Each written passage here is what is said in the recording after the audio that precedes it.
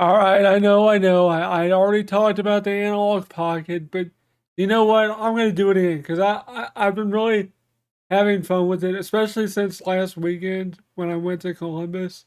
Like I mentioned in the video, when I go to conventions, I usually take my analog pocket with me, and I took the dock with me, and it just opens everything up, man. Like you can do a billion different things with it. But I did allude to something in that video on Sunday. I missed it yesterday, but today's Tuesday. My days are all messed up this week. I don't know why. Probably because I'm leaving on Thursday to go to Oaks, Pennsylvania, to go to too many games. So if you guys are gonna be there and you see me rolling around, don't be afraid to say so.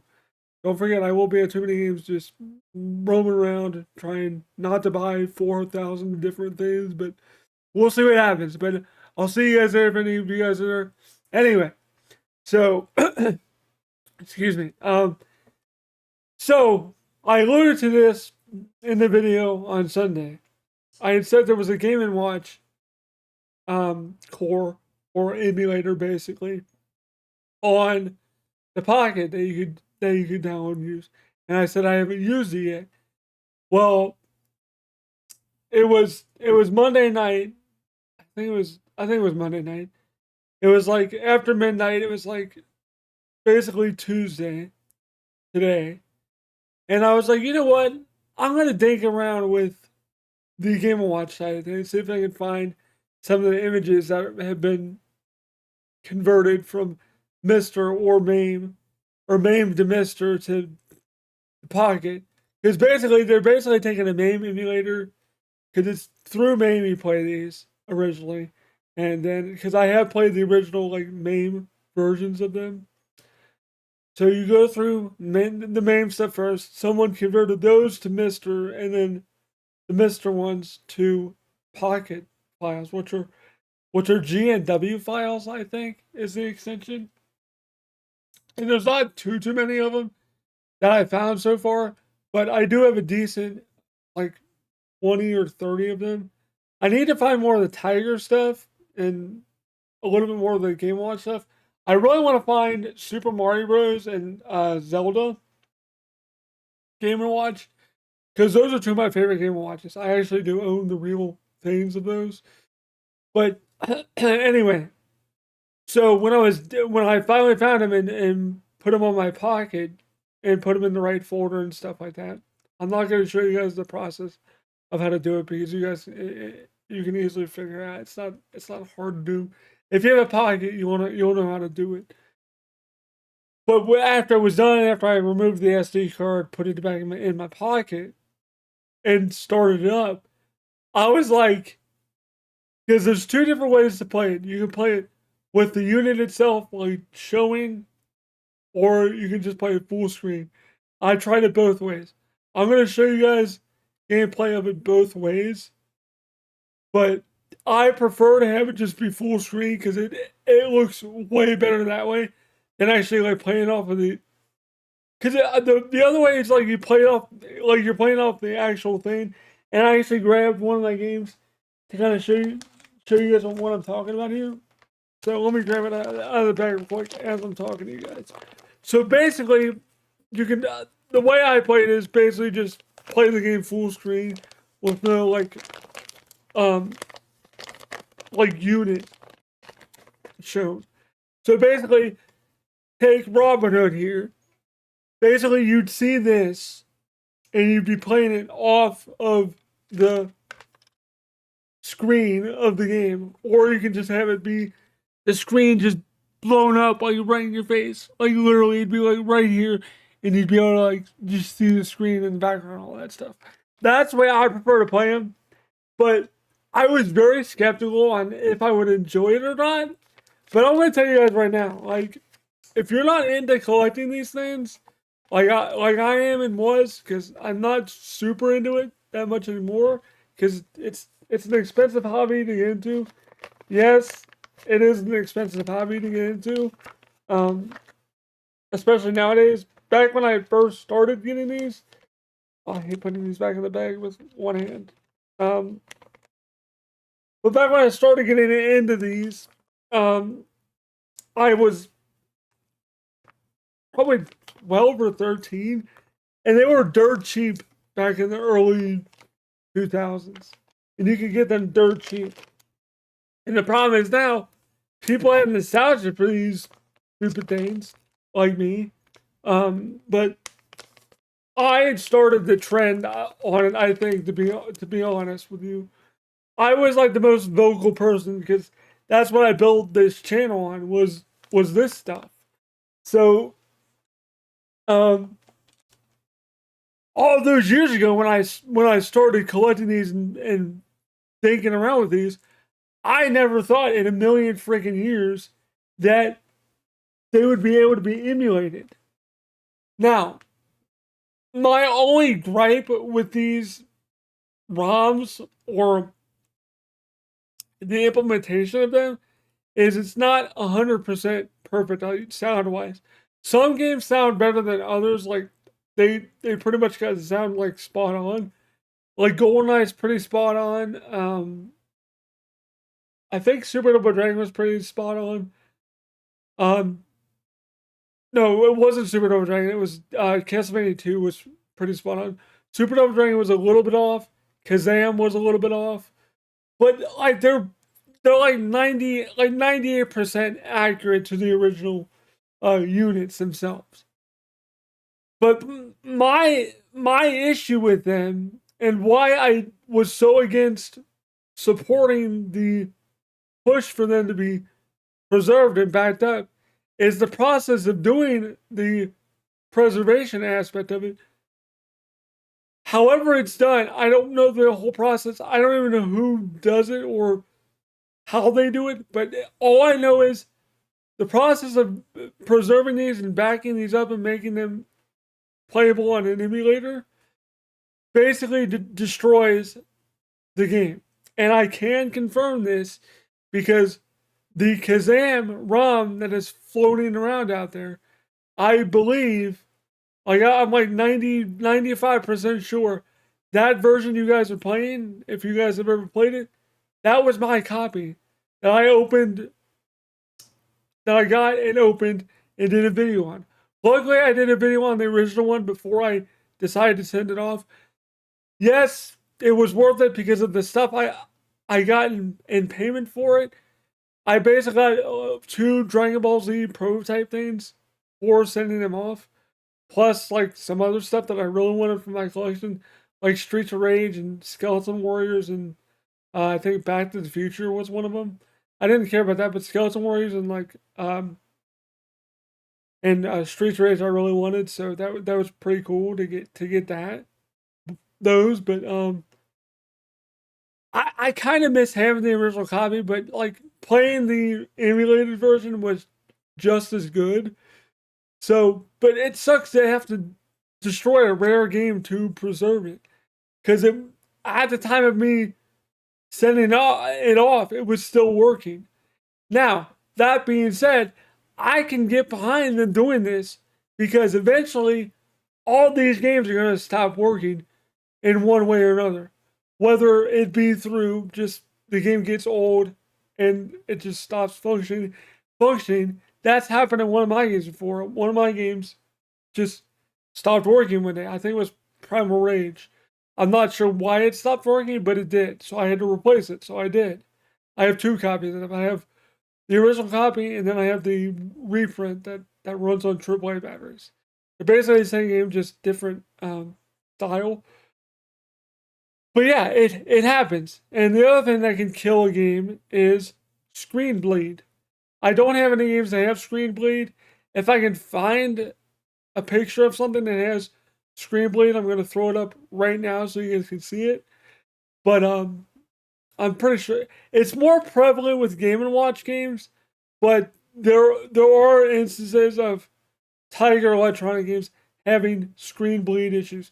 Basically, what screen bleed is, the way I can describe it before I throw up the picture to show you guys exactly what it is. Basically, it's like if you look at an ink blot test and you just see like blotches of black ink on a piece of paper or a background image, that's basically what it looks like. It looks like a blotch of ink, black ink on the background layer of the LCD screen. Because if you guys don't know, the background layer you see when you look at a game, you can take that out and swap that out with whatever. If you have another background layer that fits that style of game, you can swap the background layer and it'll look weird, but it would still work. The screen itself is like this little tiny, I don't want to say like glass, but it's like, it's almost like a plexiglass, it seems like. I think that's the part of it that gets the screen bleed on it. I'm not positive because I don't really like taking apart my games. I have done it before to clean the buttons and stuff, but you have to be very careful doing that stuff because the wiring and all that stuff, and the zebra connectors, the little rubber pieces that like connect the screen or like keep the screen lined up or whatever. I forget what they're used for, but basically they're important. You gotta be very careful not to mess those up because if you do, you basically screw your game up. But yeah, but that's the only reason I can get behind it is because of that aspect of it. Excuse me.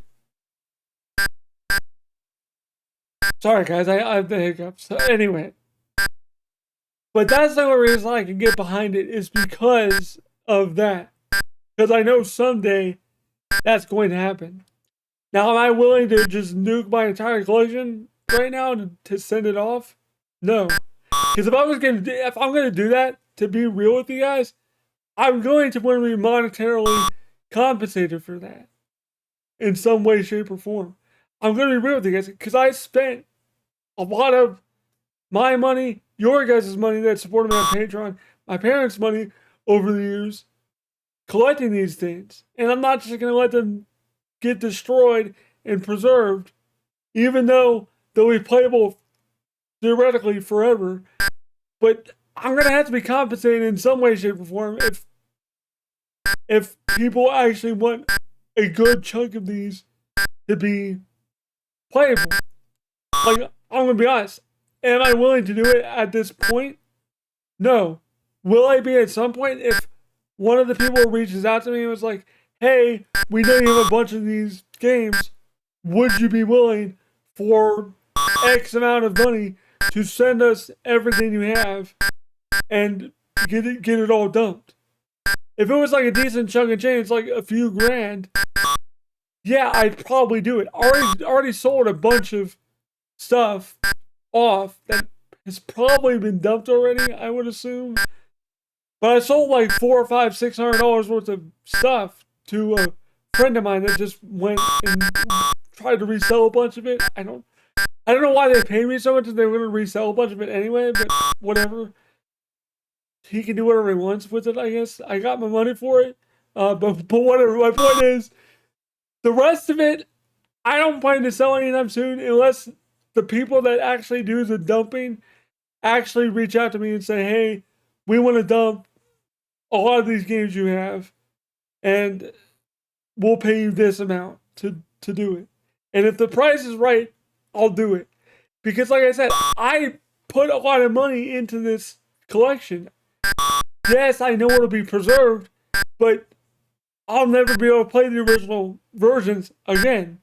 And that's my only gripe with it, because as long as you take care of these games and you can kind of repair them, because I've gotten some repaired, like the crystal quartz and stuff like that. You can replace that with like newer ones, and sometimes they'll work.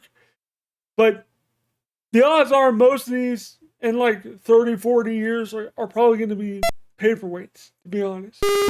So within the next like 10 to 15 years will probably be the best time to really get these dumped and preserved. I don't even know if people care about doing it anymore, to be honest. Because I'm having a hard time finding any of the current dumps that are out there. If someone knows where a master list of it is or whatever, let me know. If it's on a GitHub, on Internet Archive, I don't know. I couldn't find it, but if it's out there, someone let me know where it is so I can download a bunch of these. Because the more I play the emulated versions, the more people might be able to convince me sooner to just offload my entire collection to get preserved. Because I do, like I said, I do it, but either way, I'd still want to be like compensated for it, just so I wouldn't feel like I wasted like over 20 years and probably no joke, thousands of dollars, or at least over $1,000, if not a little more, on collecting a lot of these over the years. That's my thing. And I know I'll never get all the money back, but I at least want to be compensated in some way, shape, or form. If I'm going to go down that road someday, which, honestly, with how impressive it was, as you guys will be seeing, it's actually pretty damn impressive that they're this close to the originals. Nothing in my book is ever going to replace the actual tangible things. But damn, it's really close and it's really cool. And actually, the footage you guys are going to see is going to be the first time I'll ever have played it docked. So, like, I don't know what that's going to be like playing this stuff docked. But we'll find out together, I guess. But anyway, hope you guys enjoyed this video. I know this video is kind of weird, but I wanted to do a video time man, since Handheld Games is where I kind of got my start on YouTube, and I used to be a Handheld Game fan for years. So, yeah, I kind of want to talk about it just to give my new thoughts on it, because I did a video a while ago. I don't know if it's still up since the hacking incident. I don't know how much of my channel they nuked. I don't think they nuked a bunch of my stuff yet, but I know they nuked a lot of it, but YouTube saved a lot of it too. So I don't know if the video's still up. I don't even remember what I called it, but I know I talked about it. It was that one GoldenEye video I did where I showed the GoldenEye MAME dump of GoldenEye 007 Tiger Handheld. If that's still up, I'll leave it in the description below and in the end screen card at the end of the video. But that'll do it for me today. I hope you guys enjoyed this video. Thanks for watching. This has been Rolling with Kevin, formerly Handheld Game Fan, and I am rolling out. Peace. Man, it's gonna be so weird to play these in full screen. Can't wait to see what they're like. Thank you all for watching this video. If you did like it, don't forget to leave a like, comment down below, subscribe, click the bell button for all notifications so you get notified if I go live, post a video, post on my community page, or anything like that if YouTube does notify you. Sometimes it doesn't always do it, but hopefully it does for you guys. Anyway, thank you guys so much for supporting me on Patreon. Shoutouts go to my patrons: Sonny Silva, Catfish Cat, Lee Fernay, Team Dale, Elliot Scott, Mac and Dude, Preliab, Harry Fernandez, William Scott, AJ Gottawa, Oliver Frederick, Lynn Ernhorn, Marcus Malahi, Brianna, Nuclear Reactive Man, Rebecca H., Just Good Enough, Gorgon Koluskovic, Justin M. Daggins, Daniel Childs, Patrick Oliver, and Harold Huckabee. Thank you all so much. I really do appreciate it. If you do want to support the channel, it's only $1 a month. That's all I ask. It really does help with the channel a lot to keep this going. Thank you guys so much. I really do appreciate it. I hope you guys enjoyed this video. And this has been Rolling with Kevin, and I am rolling out.